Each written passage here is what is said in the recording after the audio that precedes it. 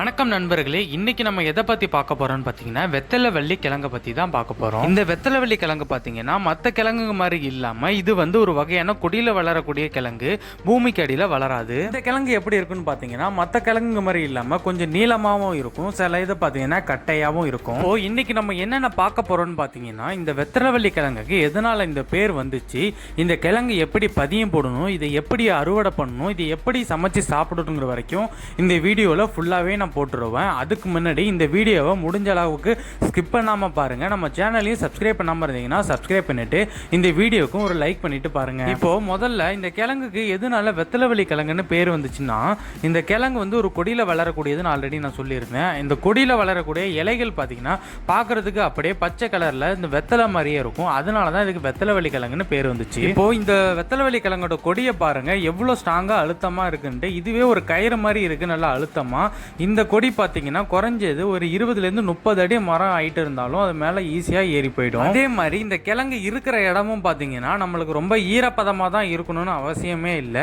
காஞ்சு தரையாக இருந்தாலும் நம்ம யூஸ் பண்ணிக்கலாம். இந்த கொடி சூப்பராகவே வளர்ந்து வரும். இப்போ இந்த கிழங்கு எப்படி பறிக்கலான்னு பார்த்தீங்கன்னா, ஒரு அலக்கு கம்பை எடுத்து அந்த கிழங்கு மேலே தொங்கிக்கிட்டு தான் இருக்கும், அதில் மாட்டி இழுத்தாலே போதும். அந்த கிழங்குலாம் பார்த்தீங்கன்னா கீழே விழுந்துடும். இதில் நம்ம பறிக்கிற கிழங்கு கொஞ்சம் நீளமாக இருந்ததுன்னா அது கீழே விழும்போது பார்த்தீங்கன்னா அப்படியே ரெண்டாக உடஞ்சி போயிடும்.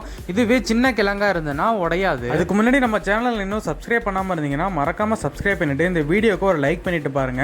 கூடவே உங்க ஃப்ரெண்ட்ஸ் யாராருக்கு இந்த மாதிரி தோட்ட வளர்க்கலாம் பிடிக்குமோ அவங்களுக்கு இந்த வீடியோ ஷேர் பண்ணுங்க. உங்களுக்கு இந்த கிழங்கு பிடிக்குமான்ட்டு மறக்காம கமெண்ட் பண்ணுங்க. இப்போ இந்த வெத்தலை வள்ளி கிழங்கு பார்த்தீங்கன்னா நீளமா உள்ளதும் நம்ம கிட்ட இருக்குது, சின்னதா உள்ளதும் நம்ம கிட்ட இருக்கு. அதே மாதிரி இந்த வெத்தலை வள்ளி கிழங்கு பார்த்தீங்கன்னா எந்த கிளைமேட்டா இருந்தாலும் சூப்பரா வளரும். நான் பார்த்தீங்கன்னா எனக்கு தேவையான அளவு கொஞ்சமா கிழங்கு பறிச்சு எடுத்துக்கிட்டேன். இது பார்த்தீங்கன்னா ஒரு 1/2 கிலோ போல இருக்கும். இப்போ இந்த கிழங்கு சமைக்கிறதுக்கு முன்னாடி தண்ணியில 2 தாட்டி நல்லா அலசி எடுத்துக்கணும். அதுக்கு முன்னாடி பெருசா உள்ள கிழங்கெல்லாம் 2ஆ உடைச்சு எடுத்துக்கணும். அதே மாதிரி இந்த கிழங்கு 2ஆ உடைக்கிறதுனால பார்த்தீங்கன்னா நம்மளோட கிழங்கு மின்பக்கம் பின்பக்கம் இல்லாம எல்லா பக்கமுமே நல்லா சூப்பராகவே வெந்துடும். இந்த கிழங்கு அலசறதுக்கு பார்த்தீங்கன்னா முதல்ல இந்த கிழங்கு எல்லாத்தையுமே அந்த தண்ணியில அள்ளி போட்டுட்டு அதுக்கப்புறமா ஒரு கிழங்கா எடுத்து அந்த தண்ணியில நல்லா தேய்ச்சி அலசி எடுத்துக்கணும். இந்த கிழங்குல பார்த்தீங்கன்னா நிறைய மேல தூசிகள் இருக்கும். அதே மாதிரி நம்ம பறிக்கும் போது இந்த கிழங்கு மண்ணில் உழுவுறதுனால இதை தண்ணியில முடிஞ்ச அளவுக்கு 1 தாட்டிலேருந்து 2 தாட்டி நல்லா அலசி எடுத்துக்கணும். அதுக்கு முன்னாடி நீங்க இன்னும் இந்த வீடியோ லைக் பண்ணாம இருந்தீங்கன்னா மறக்காம லைக் பண்ணிட்டு நம்ம சேனலையும் சப்ஸ்கிரைப் பண்ணிக்கோங்க. அதோட நீங்க இதுக்கு முன்னாடி இந்த மாதிரி வெத்தலை வள்ளி கிழங்குங்கிற பேரை கேள்விப்பட்டிருக்கீங்களா, இந்த கிழங்கை சாப்பிட்டுருக்கீங்களான்ட்டு மறக்காம கமெண்ட் பண்ணுங்க. அடுத்தது எதை பத்தி தெரிஞ்சுக்கணும்னு நினைக்கிறீங்களோ அதை மறக்காம கமெண்ட் பண்ணுங்க. இப்போ இந்த கிழங்கை நான் தண்ணியில நல்லா 2 தாட்டி அலசி எடுத்துக்கிட்டேன். இதுக்கப்புறம் இதை வேக வைக்க வேண்டிதான். இதுக்கு முதல்ல அடுப்புல சின்னதா ஒரு பாத்திரத்தை எடுத்து வச்சுட்டு நம்ம ரெடி பண்ணி வச்சிருக்க இந்த கிழங்கை பாத்தீங்கன்னா அதுல போட்டுட்டு இந்த கிழங்கு முங்குற அளவுக்கு ஒரு சொம்பு தண்ணி அதில் ஊற்றினாலே போதும். தண்ணி ரொம்ப நிறைய ஊற்ற வேணாம். இந்த கிழங்கு பார்த்தீங்கன்னா ஒரு 10 நிமிஷத்துல வெந்துடும். அதனால இதுக்கு தண்ணி நிறைய தேவைப்படாது. இப்போ பாருங்க, உங்களுக்கு பார்த்தாலே தெரியும் நான் எவ்வளோ தண்ணி ஊற்றிருக்கேன். இந்த கிழங்கு முழுகிற அளவுக்கு தண்ணி ஊற்றினாலே போதும். அப்படியே கையோட இதில் கொஞ்சமாக கல்லுப்பு போட்டுட்டு மூடியும் போட்டுற வேண்டியதான். இந்த கிழங்கு வேகிறதுக்கு பார்த்தீங்கன்னா குறைஞ்சது ஒரு 15லேருந்து 20 நிமிஷம் ஆகும். அதனால இந்த கிழங்கு எப்படி பதிய போடுறதுங்கிறத நம்ம பார்த்துட்டு வந்துடலாம். நான் சூஸ் பண்ணியிருக்கேன் இந்த கிழங்கு பார்த்தீங்கன்னா கொஞ்சம் முத்தன கிழங்கு. முடிஞ்ச அளவுக்கு இந்த மாதிரி முத்தனை கிழங்கு பதியம் போட்டாதான் அது வளர்ந்து வர்றது ரொம்ப சீக்கிரமாவே இருக்கும். அதே மாதிரி இந்த கிழங்க பதிய போடுறதுக்கு ஒரு 10 நாள் முன்னாடி இந்த கிழங்க சும்மா வச்சாலே போதும், இதுல இருந்து முளைச்சி துளிர் விட ஆரம்பிச்சிடும். இந்த கிழங்கு எந்த மாதிரி இடத்துல பதிய போடணும்னா இந்த மாதிரி அழகா ஒரு மரம் இருக்கணும். இந்த மரம் இருந்தாதான் அந்த கொடியை அது மேல ஏற்றி விடலாம்.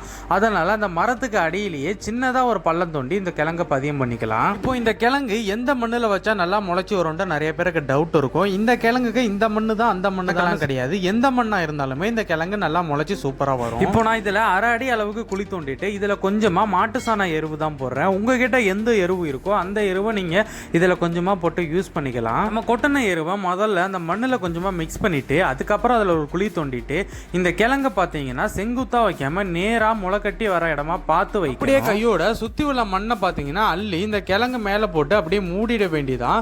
இன்னும் 1 வாரத்திலேயே பாத்தீங்கன்னா இந்த கிழங்குல இருந்து துளிர் விட்டு கொடி வளர ஆரம்பிக்கும்.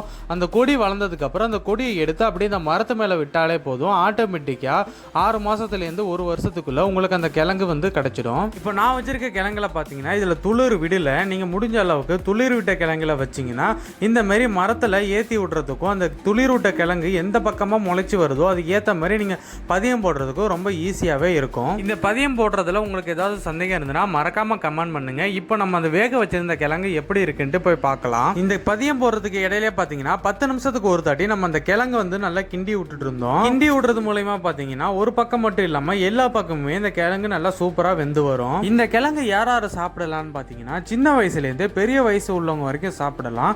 இந்த கிழங்குல எந்த ஒரு சைடு எஃபெக்ட்டுமே கிடையாது. இப்ப பாருங்க நம்ம வேக வச்ச கிழங்கு எப்படி வெடிச்சிருக்குன்ட்டு. இந்த மாதிரி வெடிச்சிருந்தாலே நம்மளோட கிழங்கு முக்கால்வாசி வெந்துருச்சுன்னு அர்த்தம். இன்னும் ஒரு 5 நிமிஷம் வெந்தாலே போதும், இதை நம்ம இறக்கிடலாம். 5 நிமிஷம் கழிச்சு வச்சு நம்ம கிழங்கு நல்லா வெந்ததுனால இந்த சட்டியை அப்படியே தூக்கிட்டு போய் இதில் உள்ள தண்ணியை வடிகட்டணும்.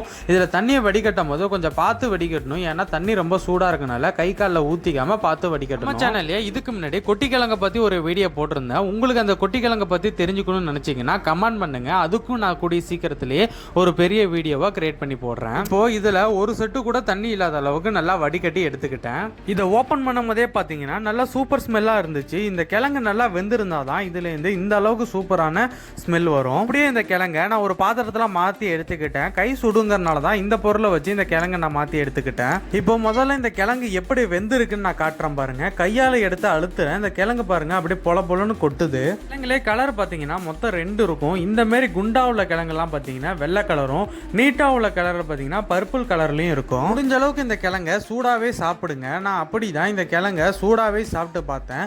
டேஸ்ட் பார்த்தீங்கன்னா உண்மையா சொல்லணும்னா ரொம்ப அட்டகாசமா இருந்துச்சு. இந்த வீடியோ பார்க்குறவங்களுக்கு யாராருக்கு நாக்கில் எச்சி ஊறுதுங்கிறத மறக்காம கமெண்ட் பண்ணுங்க. எதனாலனா இந்த வீடியோ நான் எடிட் பண்ணும் போது எனக்குமே எச்சி ஊற ஆரம்பிச்சிட்டு, அதனால தான் நான் யாராருக்கு எச்சி ஊறுதோ அவங்களாம் மறக்காம கமெண்ட் பண்ணுங்கன்னு சொல்றேன். இந்த வீடியோ பார்க்கும்போது நான் ஏதோ வீடியோக்காக ஆர்டிஃபிஷியலாக நடிக்கிற மாதிரி இருக்கும். ஆனால் உண்மையாவே இந்த கிழங்கு சாப்பிட்டவங்களுக்கு தான் தெரியும் இந்த கிழங்கோட டேஸ்ட் எவ்வளோ சூப்பராக இருக்குன்ட்டு. நான் இந்த வீடியோ எடுக்கிறேங்கிறதே கூட மறந்துட்டு இந்த கிழங்கோட டேஸ்ட்ல மெய் மருந்து இந்த கிழங்கை சாப்பிட்டுட்டு இருந்தேன். இப்போ இந்த கிழங்கோட உள்ள அமைப்பு எப்படி இருக்குன்னு பார்த்தீங்கன்னா ஒரு பவுடரை வேக வச்ச மாதிரி அவ்வளோ சாஃப்டா பஞ்சு மாதிரி இருக்கும். கிழங்கு சாப்பிட்றது மூலியமா நம்ம உடம்புக்கு என்னென்ன நன்மைகள் இருக்குன்னு பார்த்தீங்கன்னா இதில் அதிகமாக கார்போஹைட்ரேட் இருக்கனால நம்மளுக்கு எனர்ஜி ரொம்ப சீக்கிரமாகவே கிடைக்கும். அதே மாதிரி இதை வந்து நம்ம பசியை உண்டாக்கும். நம்ம உடம்புக்கு டைஜஷனையும் ரொம்ப ஈஸியாக ப்ராசஸ் பண்ணும். அதே மாதிரி இந்த கிழங்கு சாப்பிட்றது மூலியமா பார்த்தீங்கன்னா இம்யூனிட்டி பவர் அதிகமாகும். இதில் நிறைய ஃபைபர் கண்டென்ட் இருக்கு. உடல் சூட்டை குறைக்கும், உடல் வலிமை அதிகமாக்கும், இது மலைச்சிக்கலை குறைக்கும், தோல் ஆரோக்கியத்துக்கும் ஸ்கின்னுக்கும் ரொம்ப நல்லது. இந்த ஒரு கிழங்குலயே உடம்புக்கு தேவையான நிறைய நல்ல சத்துக்கள் இருக்கு. அதனால உங்க வீட்டு சின்ன குழந்தைங்களுக்கு வாங்கி கொடுங்க. இந்த கிழங்கு உங்களுக்கு வேணும்னு நினைச்சீங்கன்னா இந்த வீடியோட கீழே ஒரு வாட்ஸ்அப் நம்பர் இருக்கும். அந்த நம்பருக்கு வாட்ஸ்அப் பண்ணி உங்களுக்கு தேவையான இந்த கிழங்க வாங்கிக்கோங்க. இந்த கிழங்கோட பிரைஸ் பாத்தீங்கன்னா ஜஸ்ட் 150 தான். ஆல் ஓவர் தமிழ்நாடு ஃப்ரீ ஷிப்பிங்கும் பண்ணி தரேன். யாராருக்கு வேணுமோ அவங்கலாம் இந்த வாட்ஸ்அப் நம்பருக்கு மெசேஜ் பண்ணி வாங்கிக்கோங்க. இந்த வீடியோ நீங்க கடைசி வரைக்கும் பார்த்துருந்தீங்கன்னா இந்த வீடியோக்கு லைக் பண்ணிட்டு நம்ம சேனலையும் சப்ஸ்கிரைப் பண்ணுங்க. அப்படியே உங்களுக்கு இந்த மாதிரி கிழங்கு சாப்பிடலாம் பிடிக்குமான்ட்டு மறக்காம கமெண்ட் பண்ணிட்டு உங்க ஃப்ரெண்ட்ஸுக்கும் ஷேர் பண்ணுங்க. இன்னொரு இன்ட்ரெஸ்டிங்கான வீடியோலாம் பார்க்கலாம். வரைக்கும் உங்களிடமிருந்து விடைபெறுவது நான் உங்கள் டெல்டா பயிர் தொழிலாளி.